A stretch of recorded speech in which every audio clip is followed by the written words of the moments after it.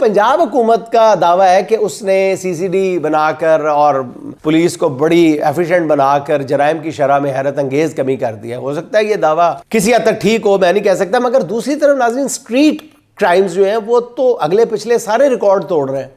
ہمارے دوست معروف صحافی علی احمد ڈھیلو صاحب جو ہیں, معروف آپ جانتے ہی ہوں گے, انہوں نے ایک پوسٹ کی ہے جسے پڑھ کر بڑی تکلیف ہوئی ہے.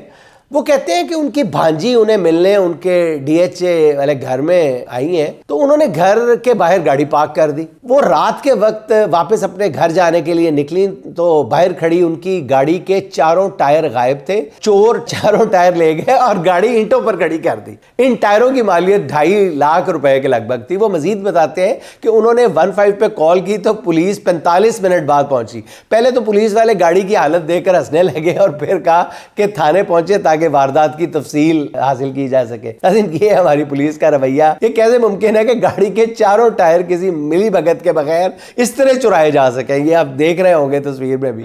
یہ کوئی موبائل فون تھوڑی ہے کہ جیب میں ڈالا اور چلتے بنے گن پوائنٹ پہ. سب سے عام بات یہ ہے کہ یہ واردات جو ہے یہ ڈی ایچ اے میں ہوئی ہے, کسی عام گلی محلے میں نہیں. ایسی جگہ جہاں رہنے والوں کو سیکورٹی کے نام پر ایک بڑی رقم جو ہے وہ ماہانہ بنیادوں پر دینا پڑتی ہے. یہ کہانی بیان کرنے کا مقصد صرف اتنا تھا کہ جاگتے رہنا, اپنی پولیس سے نہ رہنا.